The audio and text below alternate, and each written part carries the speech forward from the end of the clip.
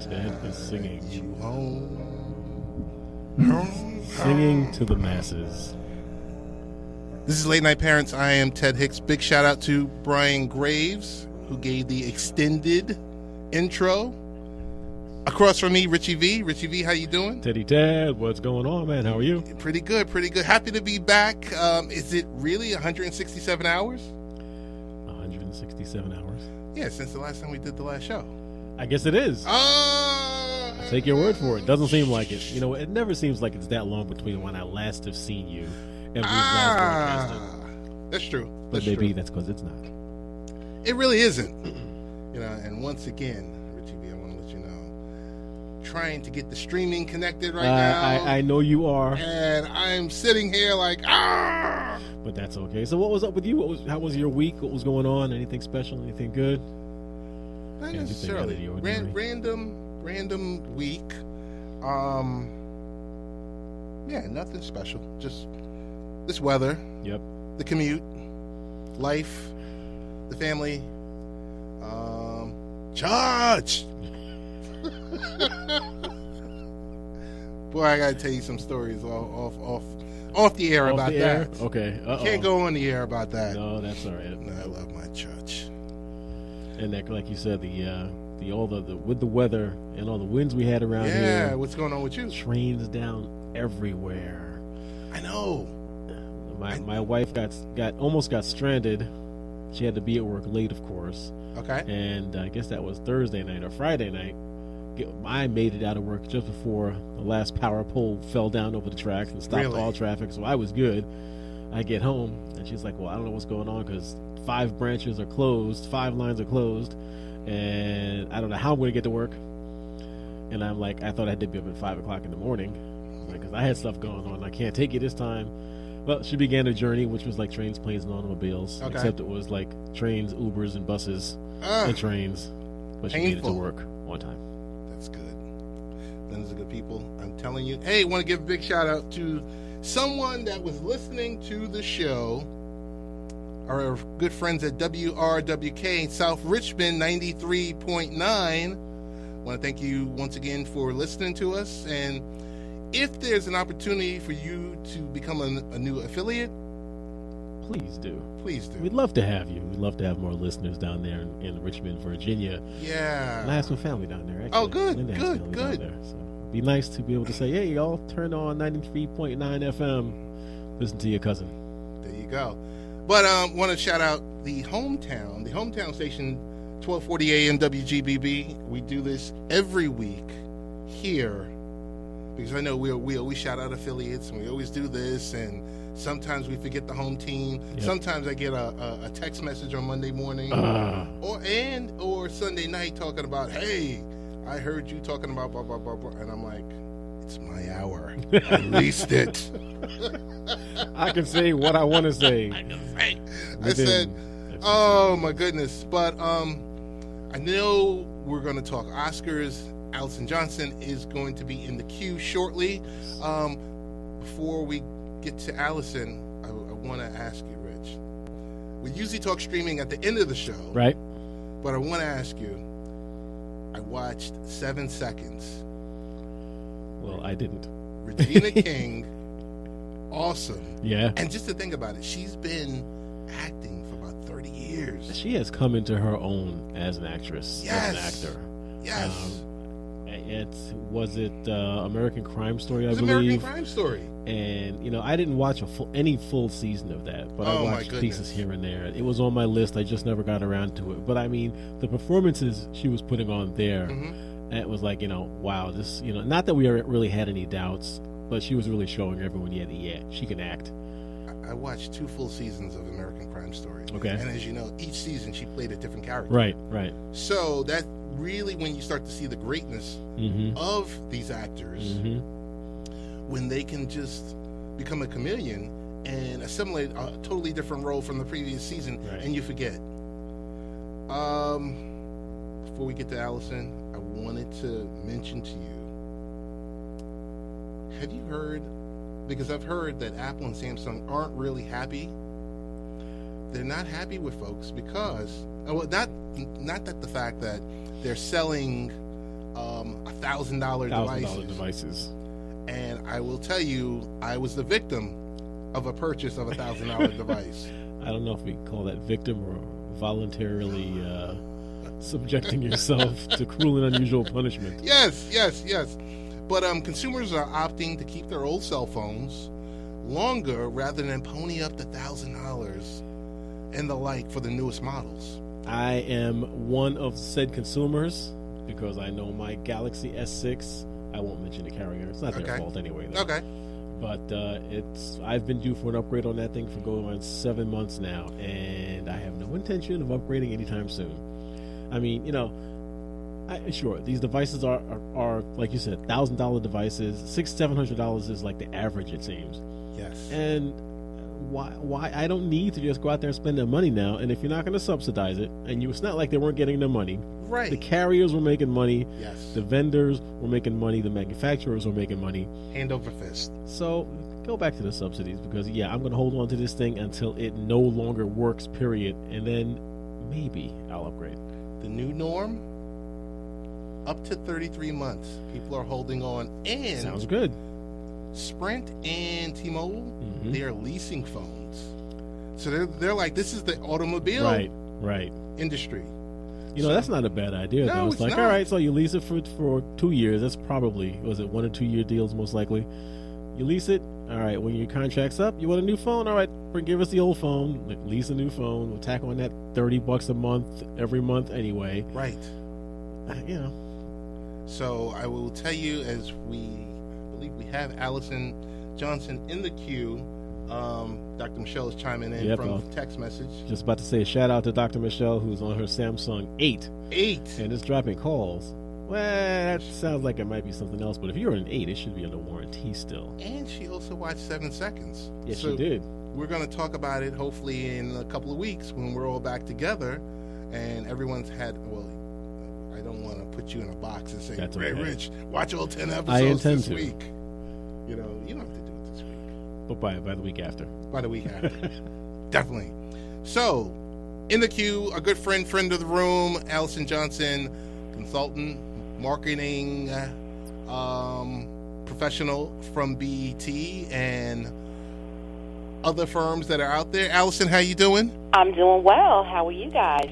Doing well. Doing well, Allison. Always a pleasure speaking with you. I'm always happy to join in and catch up with you guys.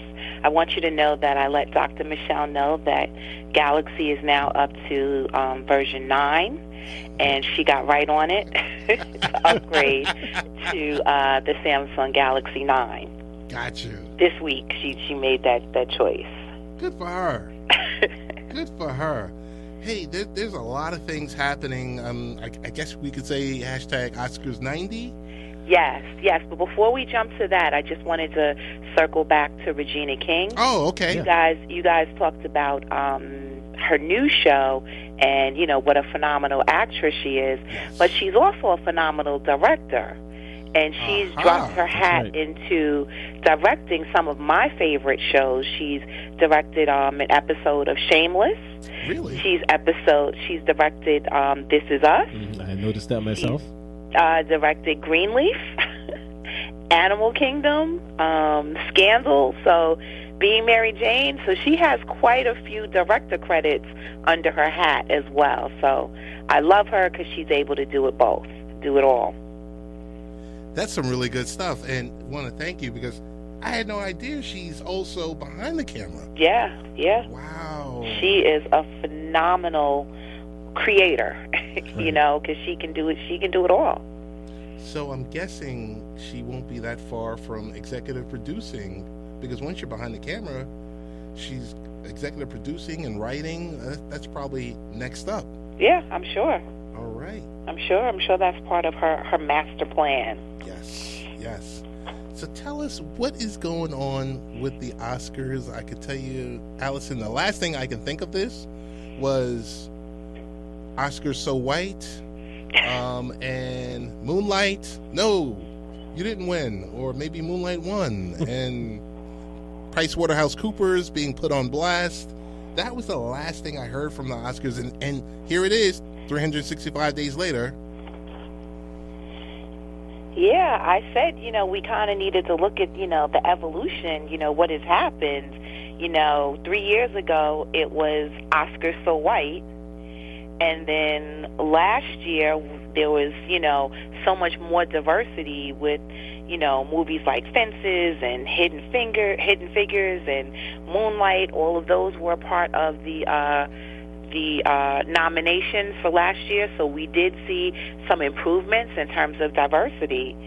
But this year was just explosive in terms of Me Too and Time's Up and all of the people that were caught up in various scandals all across Hollywood, from executives, from studios, to actual talent.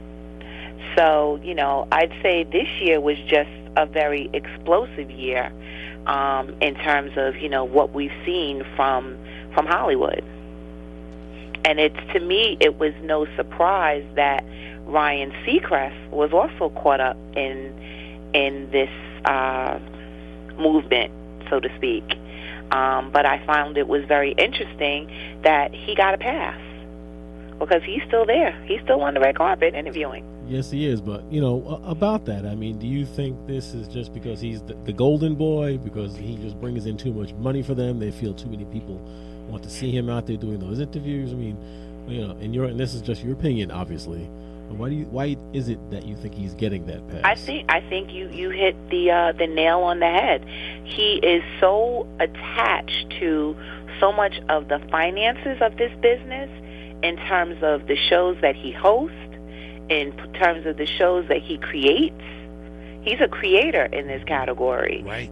When you look at things like American Idol, and you look at Keeping Up with the Kardashians, right, Dick Clark, right, New Year's Eve, mm-hmm, the E! Live from the Red Carpet. He's also an executive producer at Live with Kelly.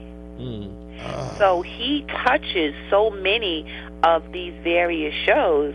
I don't think any of these shows are ready to collapse.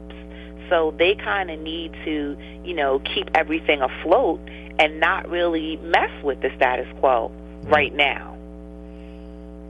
I guess only time will tell, and we'll see what happens from this.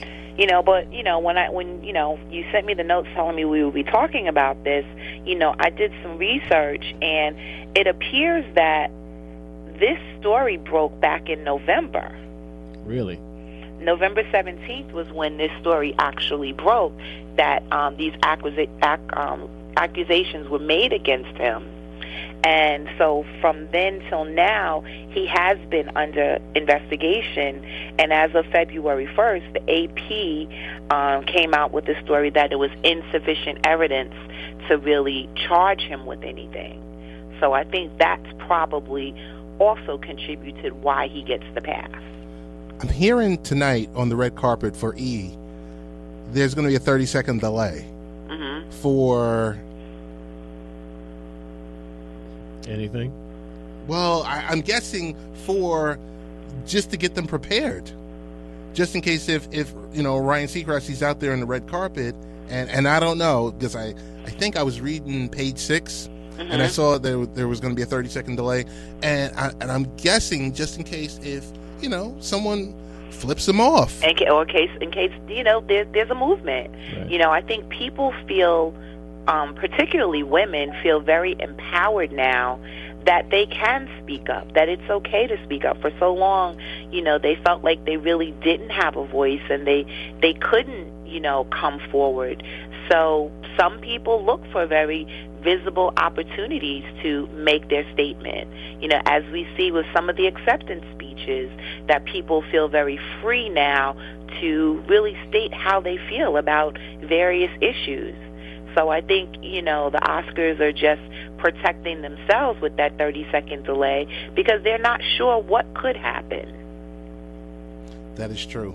It's so I'm also hearing there were some comments about, will Me Too have will the Me Too movement basically be available there for this show, kind of like at the previous shows. And I think, I'm not sure if I heard this correctly, because I could be wrong, that won't be the case this year. That won't be the case, because I think the Me Too movement, their goal and their message is much bigger than, just Oscars or award shows or something like that. 30-second soundbite. Yes, they really want policy change. That's true. So, I think they don't want to muddy the waters with just a 30-second soundbite that looks great or, for an award show. But they really want to see policy change, and that's the bigger goal. So they don't want to really interfere with the, I guess, the legal ramifications that they're seeking. So I think they're very cautious not to really disrupt the Oscars when they have a much bigger agenda and bigger goals that lie ahead. So, hey, while you're here, I want to segue slightly, because there was a conversation I believe Rich and I had, and I know on I was asked this question on another podcast many months ago. I want to bring up the name Tavis Smiley to you. Mm-hmm. So, with Tavis Smiley, there were some comments made about, him being in the workplace and either dating in the workplace. Of course, he lost, I guess, the sponsorship dollars and the distribution deal with PBS. Mm-hmm. But less than a month later, he was picked up by the Word Network, and, distribution is much smaller than PBS or NPR or something like that. But for him to turn that around in less than a month's time, and with us being on the outside, doesn't something seem strange? Because I'm thinking, if you're, when accusations like this come up, and if you're in the wrong, then you're buried, kind of like a Kevin Spacey or something like that. Mm-hmm. He was able to bounce back, and now he's doing his like a road show or town halls on dating in the workplace. I just wanted to know, Allison, your point of view on that story, and I know, this question just came from, I just thought about it. Well, when that story broke, he denied it from the jump, right, that he did anything that was improper. He acknowledged that, he dated, yes, he graciously dated, in the workplace. But he denied, any impropriety. I find it interesting that he went to the Word Network, which would be a religious network, mm-hmm. that they would back somebody that's accused of that. I just find that very interesting.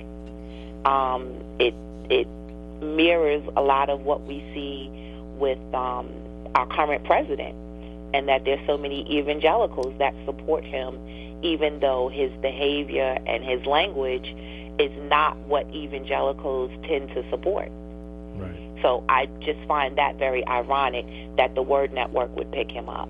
You wonder if, like you said, from the very beginning, he vehemently denied any that there was anything wrong, that he had done anything wrong, and besides the fact that sure he dated someone in the workplace, mm-hmm. that nothing had happened.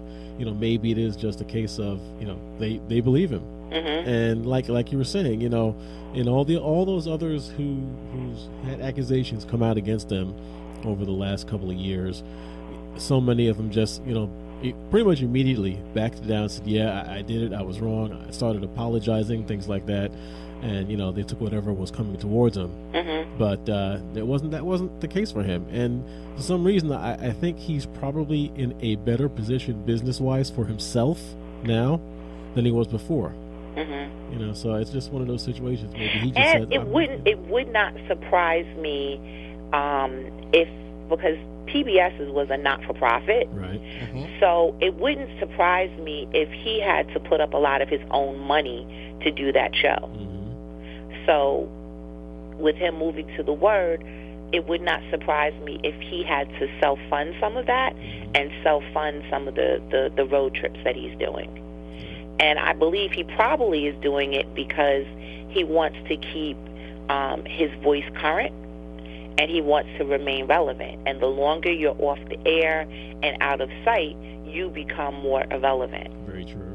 So if he's going to keep his brand alive, he has to be in front of the people, and he probably has to self-fund some of that. Right. That's true. Good point. Good point. So I'm going to ask one more question off the cuff, basically unrelated, but regarding Oscars, Best Picture, who do you think wins? Now, I haven't seen, I've only seen 2 out of the 9 that are nominated for Best Picture, so I really can't speak to all of them, but I would love to see Get Out. I love the social commentary that was a part of Get Out. I love Jordan Peele's work, the fact that he's a new director. He's brought, new talent to the forefront. That would be my choice, but I have to admit I have not seen all of the other projects. I am in the same boat, feel the same way. But I did see The Post, and I love The Post. Okay, sounds good. All right. Do you guys have any choices? I don't. Me neither. I'm in the same boat as you are. I only saw one. I only saw Get Out. I didn't see Get Out. I don't think, only because so many young actors, and everyone is new to the business, to come out straight away win an Oscar. I can't see the Academy putting that vote out there. Right.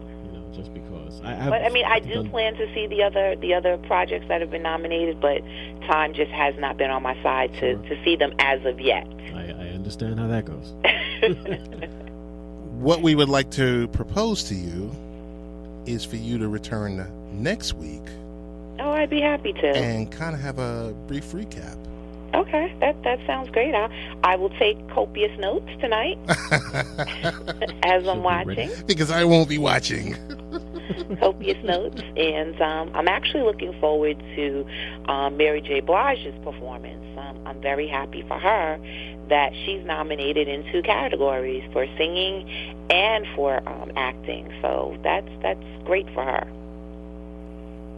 That is good. This has been a great year for her. So I'm really happy for her. All right. Allison, we want to thank you so much for joining us tonight. Thank you for having me, and enjoy the rest of the show. All right. You too. Enjoy the Oscars. Talk to you next week. Thanks. Take care. Bye-bye. Bye-bye. Mary J. up for 2 awards. I did not know that.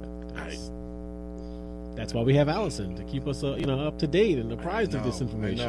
I know. Totally. This is Late Night Parents with Richie V, the real Ted Hicks. I'll wait for the background music here. I know. The mood music. Super producer Brian's looking at us like, what are you guys doing? What are you guys doing? Nah, we're not. We're still getting here. Hey, we got a couple minutes before our next invited guest joins us. David Wachtel, CEO and founder of MePlusMore.com, the Dadpreneur with the college application hack. Hack. He looked at it and said, we really should have done this 20 years ago. Yes. Definitely must be. I'm sure we'll hear the story. But has to be a parent who was going through that, filling out all those applications, the FAFSA, everything else. And it's like, you know what? One, let the kid get more involved in this, but make it easy for him. So I can't wait to have the discussion with him on that. Because I've done it, been there, done that, not doing that again.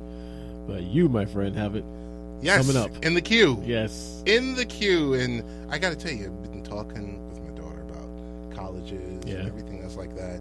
So there's this 2 to 3 week college.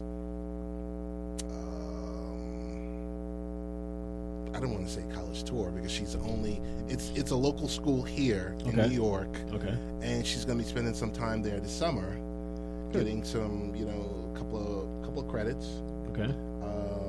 And just seeing if she enjoys that school, and also a little introduction to the college life. Yes, that life. So, And I've been asking her, like, hey, what do you want to do? Right. What do you want to do? You know, I said, hey, you want to be IT like Dad? And she turned and ran? Right. Or you want to be like a teacher like Mom? Yep. And she says something like, hey, I want to be a nurse. Okay. And I told her, I said, I'm not upset with that. Good choice. I do really want you to reconsider, and you could be, you know, IT, second generation. No, that's going to be Nemo. Yeah. You never forced any of your boys to get into IT? Nope. I was always of the opinion, let them find what they want. Okay. If they have an interest in it, they'll ask. That's good. That's smart. And you know, Ryan did a little bit, but not much really. Okay. And I was always like, okay, well, here's some books, here's some stuff you got to read, here's things you got to know. Gotcha. And they were like, I don't want to read. Okay, then you don't really want this. Was that like the deterrent for them? For you saying, hey, this is what you got to read if you want to get into this. That was some of it, I guess, and I don't think the interest was really there, because none of them, when it came time for college, even looked in that direction. All right, so we had the unique opportunity. Well, my kids had the unique opportunity my daughter has a unique opportunity to thumb around Me Plus More. Okay. So without further ado, want to invite to our show right now David Wachtel, the CEO and founder of Me Plus More, the Dadpreneur with the college application hack. David, how are you doing? I'm doing great. Thank you, Ted. Wonderful, wonderful. Glad to have you on here. In the studio is Rich. So, I mean, you know what? We'll decrease and allow you to increase and tell your story about Me Plus More. Well, thank you. I appreciate it. So I kind of caught the tail end of what you all were talking about beforehand, and the whole college journey. And Me Plus More is certainly oriented towards what parents are faced with as early as, well, even late middle school, but certainly starting with their freshman year in high school, which is preparing them for that point in time when they start their application process. So Me Plus More is a tool that hopefully makes it easy to organize throughout that process, and then to stand out when you're involved in that process. And it does this by highlighting their extracurricular activities in what I'm calling a me sheet, but a better term for that might be a digital narrative. And that digital narrative is comprised of all of their hours and time spent in their extracurricular activities. Those could be, a lot of people automatically think of their time in high school sports and clubs, but could also extend certainly to their work. If they work during high school, if they're involved in their church. So anything that they do that's non-academic or non-cognitive, I should say, outside of school activities, it converts that information into this me sheet, this personal narrative. It also allows the parents or the student to include any awards, achievements, accomplishments that they can associate with those activities. And again, ultimately, the output is this me sheet that you can share with your teachers and counselors to show kind of that progression of activity. So when you get to that point where you're asking them for letters of recommendation, they obviously know your work effort inside the classroom, but they'll have a better view of what you've done outside the classroom, all the way up through to where you could include a link to your me sheet on the electronic college application. And then when you're in that process, if you get the opportunity to meet with alumni, or if there's other opportunities such as submitting information to scholarship committees, you can use it in that regard as well. So hopefully that gave you a little bit of a quick overview of what Me Plus More is doing in the way of helping kids stand out in the college application process. No, that is a pretty good and full answer there. I do remember going through the process with my kids, and like you've kind of indicated and have come across here, the college application process is about so much more, or these days especially, they're looking for so much more than just the academics. They're looking to to see leadership skills. They're looking to see that you're not just purely focused on the one thing, and that you're a well-rounded individual.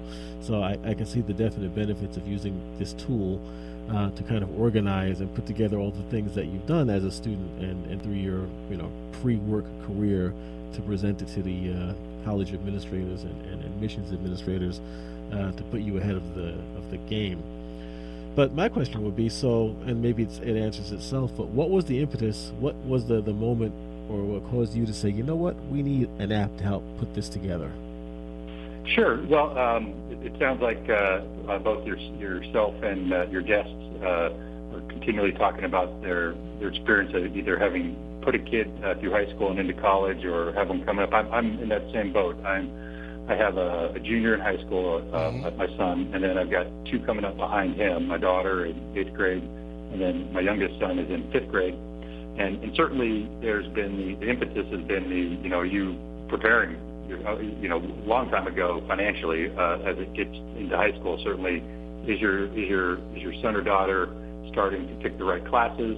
Are they choosing the right extracurricular activities? And that sounds odd, but I think ultimately it's about, is there a focus on these activities? So that was a little bit stressful for me, and certainly caused my the pursuit to kind of look more into that. But on the flip side of that, with 3 kids and their various, whether it's scouting or sports or music-oriented activities that they're involved in, between my wife and I don't know how many miles we put on the car just to get them to these events. And so there's the question hanging over our head, why? Kids have various interests, whether they're just kind of recreationally playing a sport or an activity, all the way up to that same kid being really passionate about something else. So for that same kid, should we be spending as much time on the things that they're just kind of generally interested in, and pour it on the things that they're really interested in? So that question kind of popped up. Why do we spend so much time on these extracurricular activities, and not so much oriented towards how they're going to use this for the college application, but what is it doing in the way of from a developmental standpoint?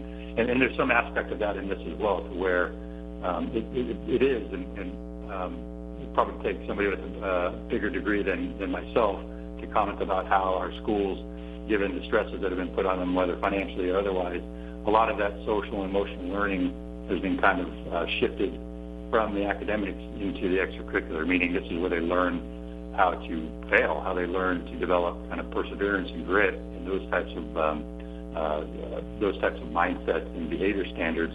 And so there's that aspect of it too, that I think that's fed into kind of wanting to highlight they're outside of their schoolwork, while they're at school, there's the homework they do after school, and then between 15 to 20 hours of work that they do on their extracurriculars. I mean, that's a lot of time spent focused on these activities. So it needs to show for something. And I think you led into this by commenting on how universities are looking for those types of students that show leadership, et cetera. Mm-hmm. I think there's while grades and test scores are still kind of the focus, there is a shift at many schools that look to what they've done outside of the classroom that would lend itself to their success at their college or university. Meaning they might be super smart and brilliant, but if they don't know how to tie their own shoes and to survive once they're out from under the roof of their home, then that's not going to work for the university. If the kids are returning home after their first semester or second semester or not finishing school, that doesn't look good on the school. So they're looking to more of those non-cognitive activities, and in particular the things that they develop with by participating in those things as an indicator towards their success in college. And that was important to me as I kind of thought about this idea and developing it, is to, there's got to be something behind all these miles we're putting on our cars to help our kids do these things, and let's make sure we highlight that. David, before we wrap up, I want to ask you one question. It was fairly easy for me, but for the random non-techie parent, how easy is it to set up a Mean Plus More account? Sure. Yeah, I'd love to talk about that. So the basis of this is that we as parents are using electronic calendars like Google and iCalendar, our phones, et cetera, to keep track of where everybody needs to be at what time. they simply they take what they're already doing, they drop that information into Me Plus More. So there's an easy step to where they can grab that link and drop those events that are on their calendar into Me Plus More, and then they use a standard set of categories to categorize their athletics versus their volunteer work versus their work experience, et cetera. There's 17 categories, and then there's other categories to identify leadership opportunities or awards or achievements. And just kind of in a day-to-day, they can certainly use it as their kids are later in high school, but it makes it easier if they start at the beginning, like freshman year, to where it's maybe every other week, a couple of minutes a week. They just categorize those events, and it produces a beautiful interactive report called a Me Sheet that, again, they just grab that URL and they send that to their teacher, and their teacher can see all these wonderful things that their son or daughter is doing outside of the classroom. Perfect. Hey, we want to thank you for joining us. Tell us, tell our listeners best ways to find more information on Me Plus More, whether through the mobile app or through your website or through your social media channels. Absolutely, yeah. So the best way to learn a little bit more is to go to the website, MePlusMore, that's MEPLUSMORE.com, and hopefully it's a pretty straightforward login and or sign-up procedure, as well as the information is listed right there on that webpage. Very good. David, thank you very much for joining us. It was a pleasure. Best of luck with the app, and we look forward to speaking to you again soon in the future. I appreciate it. Thank you, Ted. Thank you. All right. Bye-bye. Bye-bye. That sounds like one of those items that a lot of people will say, "Great idea. Why didn't I think of that?" True. And that also sounds like one of those ideas that's like on Planet of the Apps or one of these types of shows that you're sitting here, you're thinking about it, you're like, That makes sense. That's the key these days, though, finding a need that's an obvious need to fill I would with an think. app. I would think there's definitely a need for that. There's definitely a need for that. Well, best of luck to David and the team at Me Plus More, and we hopefully will be speaking with them in the future to find out next steps, find out, the coming soon, the next version of the app. Wanted to mention, I guess quickly, as we segue into segment 4. Segment 4 as configured in pre-pro. You said it. You said it, Rich.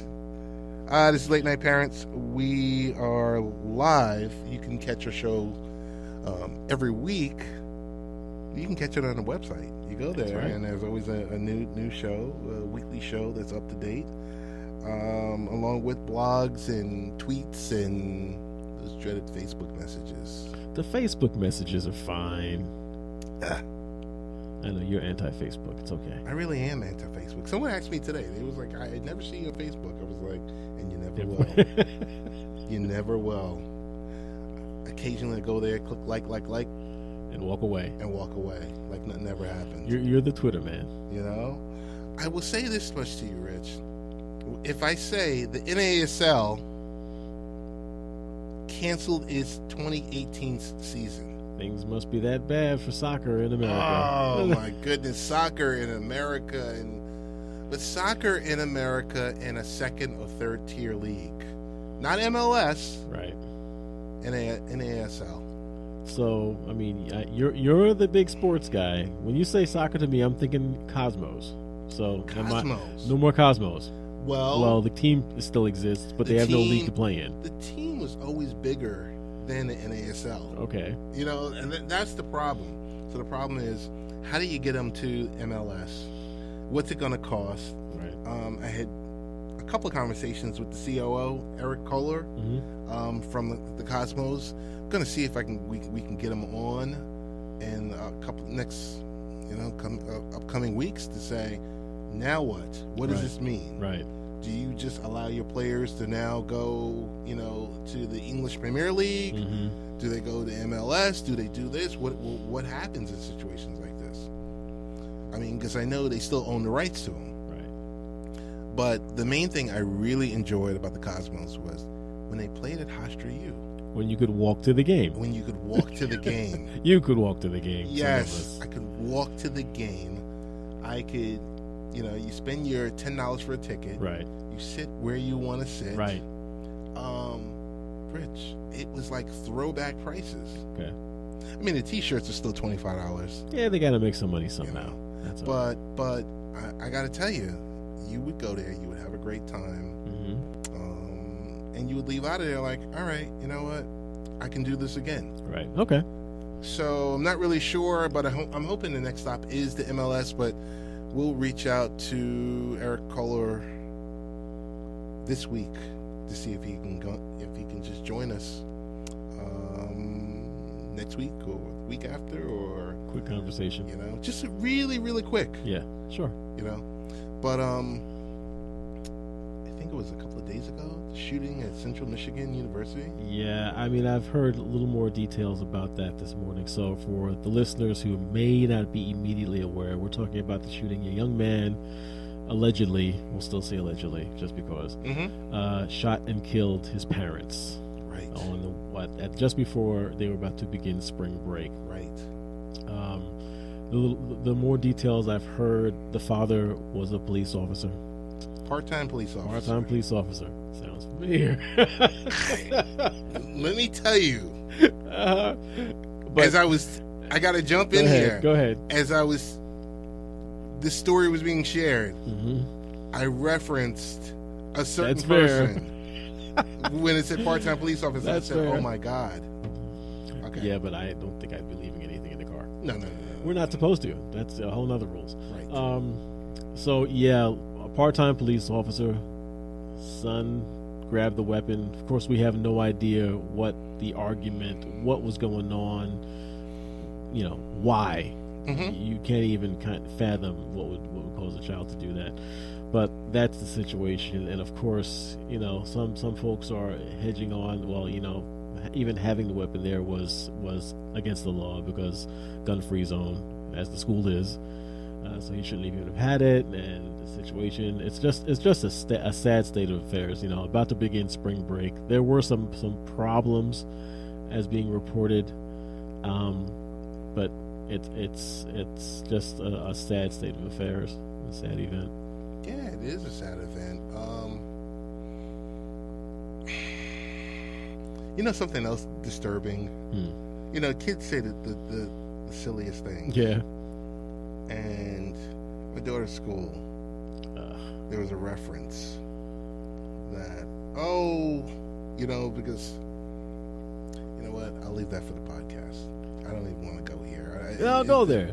No, because we've got time. So my daughter's, real quickly, she said someone made a reference to her in school. Okay. That, referencing the fact that the 19-year-old right. was African American. Okay. And stating that, we aren't the only ones to, and I'm like, okay, you know what? That's a new kind of low. Right. Yeah. You want to chalk it up to, like you said, kids say the darndest things. Right. But of course, we're talking 14-year-olds? No, 16-year-olds. 16-year-olds. That's not a 16-year-olds. That's not a kid statement anymore. No, that's no longer a child there. It's not. Not at all. Funny. Not funny either. But as we segue, Amazon acquires Ring. When does this start, or when does this stop, where people start to say, "Okay, Amazon," or does the federal government have to step in? That's a good question. Only because, Amazon's really just a distributor, right? They're selling everyone else's devices and everyone else. They're not besides, sure, Amazon, Alexas, things like that. Right. They sell those. Those are their own. But everything else, they're a distributor. So Amazon is like a PBS, distributing stuff. That's what it seems like. And how do you what's to control? What do you tell them? All right, you can't sell this and not to sell this, or stop selling. Well, I'm just saying because HQ2 is around the corner. Their big decision on that. Yep. Going into a neighborhood that probably will be dilapidated. Yep. Totally.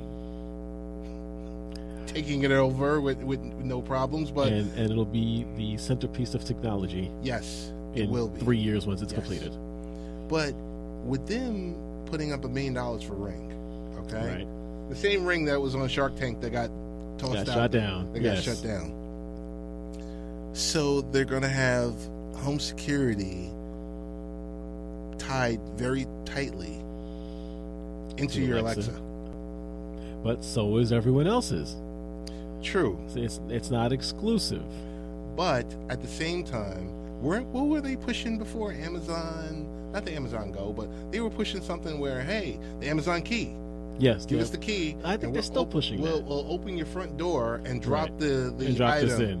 I think enough people said, no, we're not giving your drivers the key to anything for our house.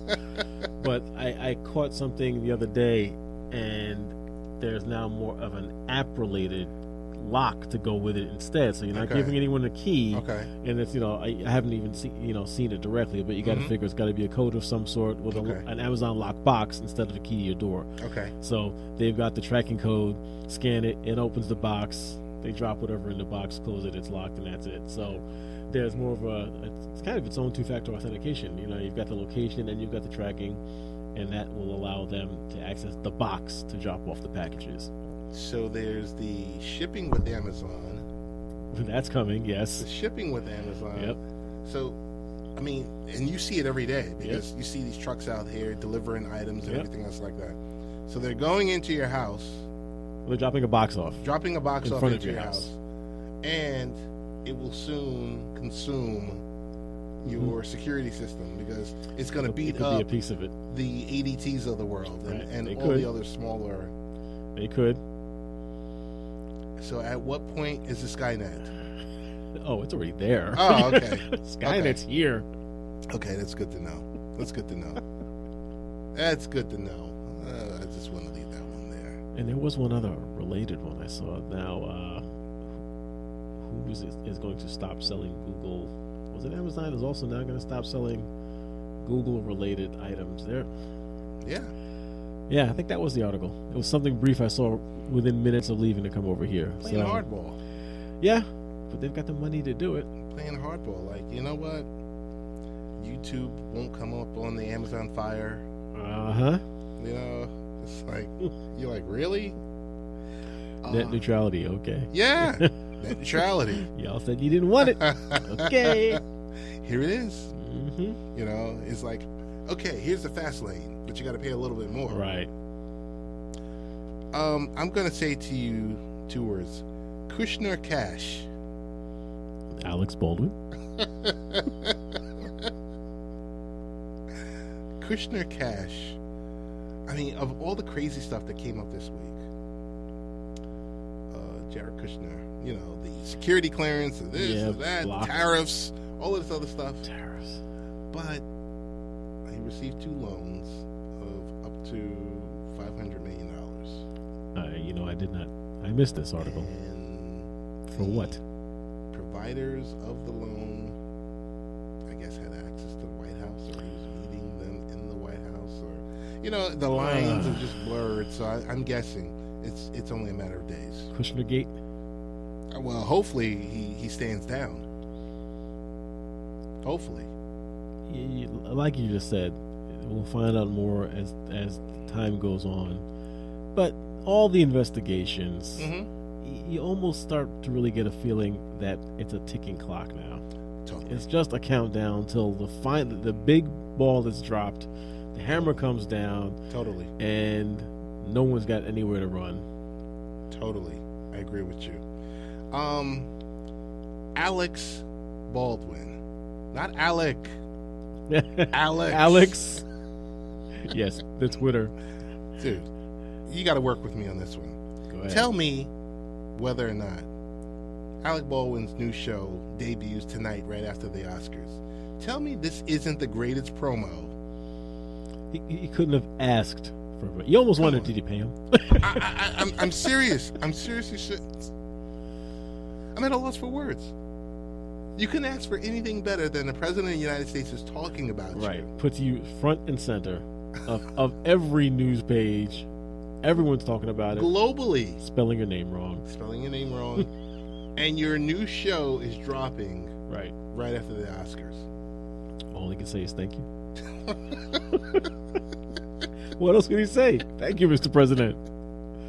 It's crazy. And I'll see you on SNL. You know? Yeah, I'll see you there. I don't know. I just think, whoever is part of the promotional team for ABC, they were giving each other high fives on Friday when that stuff was going back and forth. They must have been looking at each other like, do you believe this is happening right now? Score. They just really needed to drop the show right then and there. Yeah, that would have been nice. They should have just dropped it like, hey, go to abc.com and boom. And here it is. Here's the link. Right there. They should have. Yeah. You're right. That would have been perfect timing, but who knows? Maybe he'll tweet something else out and say, I'm not even going to watch this show anyway. It's a really, really, really bad show. Speaking of media, Infinity War. A little sooner than we thought. How about that? That is nice. And the way they did it was nice. Yeah. That was nice. Okay, Mr. Stark. Sure. Yeah, that'll be nice. Global release of Infinity War. What is it? Push forward? Push forward. Instead of saying push back, it's push forward. Push forward. So we'll get that like 2 weeks early, a week and a half early. So it's going to release everywhere at the same time? Yes, globally. Thank you. Yeah, that's a good look. That's a really good look. Looking at that preview, cannot wait. No, you can't. You really can't. What else do we have going on here? I'm sitting back and just thinking. It's Black Panther's still third week, number one. Third week, number one. Another $121 million. So as of yesterday's news, it was at $900 million globally. Yeah. So we're looking at $1 billion movie. Talk about scheduling. Talk about everything. Yep. Just falling into place. Talk about how much those actors are going to be asking for the second movie. Their agents are like, ka-ching. Oh my goodness, that's some good stuff. That's some really good stuff. I don't know. So I will say this to you, Tiffany Haddish, in the new show, the OG. The OG. Yes. What else about Tiffany? Her new Netflix. The show? I mean, the comedy show. The comedy show. Yes, I saw that when it was released. So her new Hilarious. one. She's gonna get paid $800,000. But I'm thinking, that's okay. I don't know where that falls as far as numbers for anyone else. Amy Schumer is $13 million, but she's not Amy Schumer. She's not Chris Rock, and she's not Dave Chappelle, or I don't know that. I think they could have kicked that up a little bit. Get it to the $1 million mark. She's going to be a draw. People will watch. What did he say? Monique was hemming and hawing about 500,000. Yes, yeah. For a 1 hour show. I'll do it for $250. For a 1 hour show. That's all right. Tiff is going to get paid soon enough. Oh yeah, totally. She's going to get paid. I think you take the short money on this one. Right. For the exposure. Yeah. You got the, supporting role on the TBS show. Yep. And then you can turn around and say, all right. Give me my 10. Give me my 10. Yeah. With a smile on your face. With a smile. Because she's got 3 movies out. And, Right. So, yeah. Good luck. Good luck out for Tiff. Good luck. Good look. All the above. I think we're getting ready to wrap this. Any plans for the week? What's going on? Anything special? Anything good? Nah, I think it's going to be quiet week. I did not do the Secret Shopper last week. No? What happened? I just didn't do it. Oh, okay. I just didn't do it. And they are hounding me right now. Mm-hmm.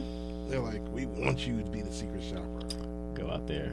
Go out there and make a fool of myself and just be the irate person. Oh, you're never the irate person. Other than that, it's like I said, it's quiet quiet for you on your front. Yep, all should just be on cruise control. Nothing out of hand. The weather, we didn't have our Saturday training. The weather screwed that up. So it'll be a busy week. All right. And that's it. So, folks, thanks for listening. Everyone out there, have a great week. We look forward to speaking with you next time.